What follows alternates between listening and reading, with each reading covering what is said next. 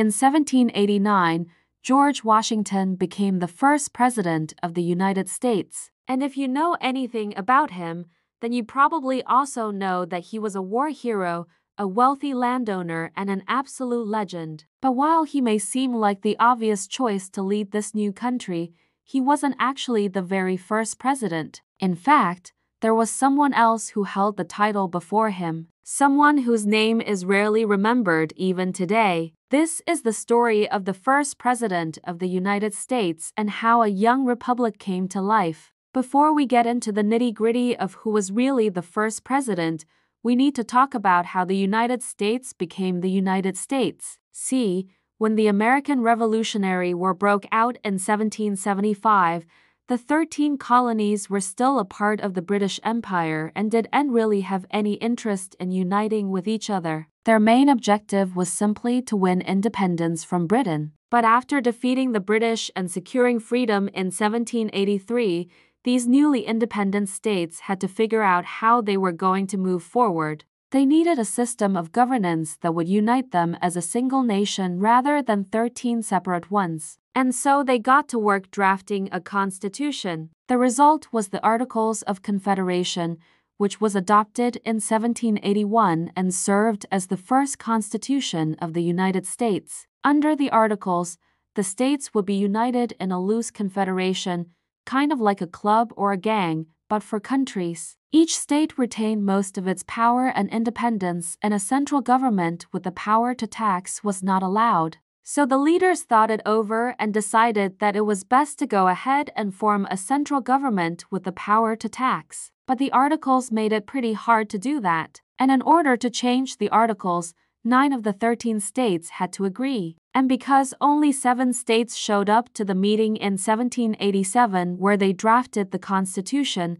they couldn't amend the Articles. So instead, they basically just threw out the old Articles and started fresh. And so in 1789, the Constitution went into effect, establishing a new form of government and creating a strong central government with the power to tax. But this left a bit of a problem. The new Constitution established a new government with a president at its head, but no one had been elected to those positions yet. So there was a little bit of a gap between the old government under the Articles and the new government under the Constitution. And it just so happened that a presidential election was held during this gap. And so who was elected president? Well, that depends on what you think the word president means and when you think the presidency began. Because while it is true that George Washington was the first person to serve as president under the new Constitution, he wasn't technically the first president of the United States. That title belongs to a man named John Hanson,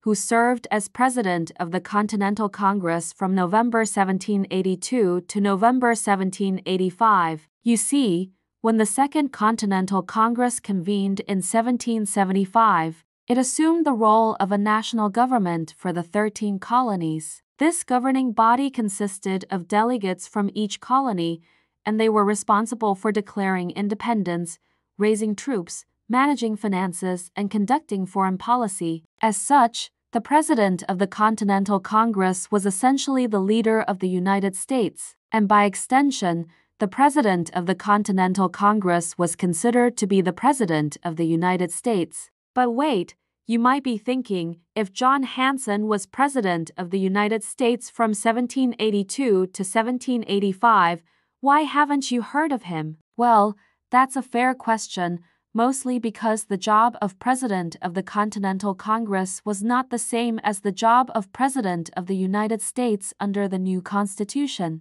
The President of the Continental Congress was a ceremonial position with very limited powers. They presided over meetings of the Congress, but otherwise had little to no influence over the day-to-day operations of the government. In fact, the President of the Continental Congress wasn't even elected by the people. Instead, they were chosen by the other members of the Congress. So while John Hanson did hold the title of President of the United States from 1782 to 1785, his powers were extremely limited and he wasn't elected in the same way that presidents are elected today. It is much more accurate to say that George Washington was the first president of the United States under the new Constitution. He was elected by the people and he had real power. But this isn't the whole story either. See, when the Constitution was drafted in 1787, it didn't actually create a separate executive branch of government. George Washington was unanimously elected as president in 1789,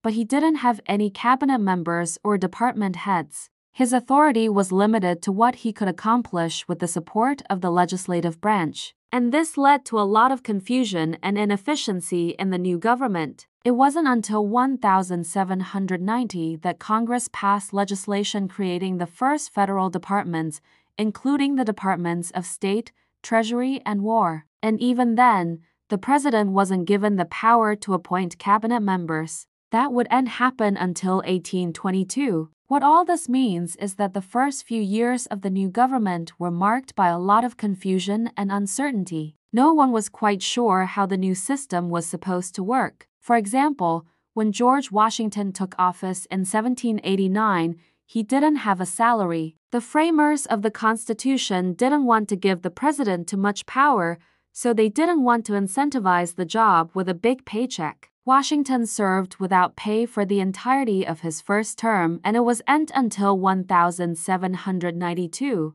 that Congress passed a law granting him a salary of $25,000 per year. There were also questions about where the president should live. When Washington was elected, he already owned a mansion in Mount Vernon, Virginia. But some people felt that it was important for the president to have a residence in the new capital city of Washington, D.C. In 1790, Congress passed an act to build a presidential palace in the new capital, but it wasn't completed for several years and Washington never lived there. In fact, no president would live in the White House until 1800. Another major issue was how the president should be elected. The Constitution created the Electoral College system, but it left it up to the states to decide how their electors would be chosen. At the time, most states didn't hold popular elections for most things. Only white male property owners were allowed to vote, and most of them voted by voice or by written ballot rather than secret ballot.